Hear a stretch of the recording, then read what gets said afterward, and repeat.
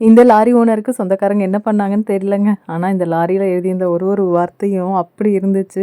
நானும் அவங்களும் இன்னைக்கு கொஞ்சம் வெளில போயிருந்தோமா, அந்த லாரிய பார்த்துட்டு நாங்க சிரிச்சுக்கிட்டே இருந்தோம். பாவம் மனுஷன எந்த அளவுக்கு நோகடிச்சிருந்தா, அந்த மனுஷன் இந்த லாரியில எழுதுற அளவுக்கு போயிருப்பாப்படியே அப்படின்னு சொல்லிட்டு, அத கிராஸ் பண்ணி ஓவர்டேக் பண்ணும்போது தான், ஐயோ! வீடியோ எடுக்கணும்னே எனக்கு தோணுச்சு. அதுவரைக்கும் அத பார்த்துக்கிட்டே தான் இருந்தோமே தவிர, அது தோணவே இல்ல. என்ன வாக்கியம் அப்படின்னா, "சுடுகாட்டில் உள்ள பேயை நம்பு, சொந்தக்கார நாயை நம்பாதே." எந்த அளவுக்கு மனுஷன் நொந்து போயிருந்திருப்பா அப்படின்னு பாருங்களேன். இப்படிலாம் வந்து எழுதுற அளவுக்கு தெரியலங்க பாவம். அந்த மனுஷனை எல்லாம் என்ன பண்ணாங்கன்னு தெரியல. உங்களுக்கு எப்படி உங்க சொந்தக்காரங்கன்னு சொல்லுங்க. இன்னைக்கு நாங்க 2 பேரும் ஃபுல்லா வெளியிலேயே இருக்கிற மாரி தான் இருந்துச்சு. காலையிலேயே வெளியில போயிட்டு மத்தியானம் வந்துட்டு ஈவினிங் கொஞ்சம் வெளியில போலான்னு சொல்லி பொண்ணுங்கள கூப்பிட்டோம். நாங்க வரல. நீங்க மட்டும் போயிட்டு வாங்கன்னாங்க. சரி நாங்க 2 பேரும் கொஞ்சம் ட்ரெஸ் எல்லாம் எடுக்கணும்னு சொல்லிட்டு கடைக்கு போயிருந்தோம். ஸோ வாங்கிட்டு வரும்போது சரி வீட்லயே காலையிலேருந்து இருக்கிறாங்களேன்னு சொல்லிட்டு 2 பேத்துக்கும் ஃபேவரட் ஸ்வீட் அப்படின்னா, இந்த கிருஷ்ணா ஸ்வீட்ஸ் மைசூர் பாக்கு, அங்கேயே காஜு கட்லி இருக்கும். ஸோ இது 2ம் தான் ஃபேவரைட். ஸோ அது ஐஸ்கிரீம் எல்லாம் கொஞ்சம் வாங்கிட்டு வந்திருந்தோம்.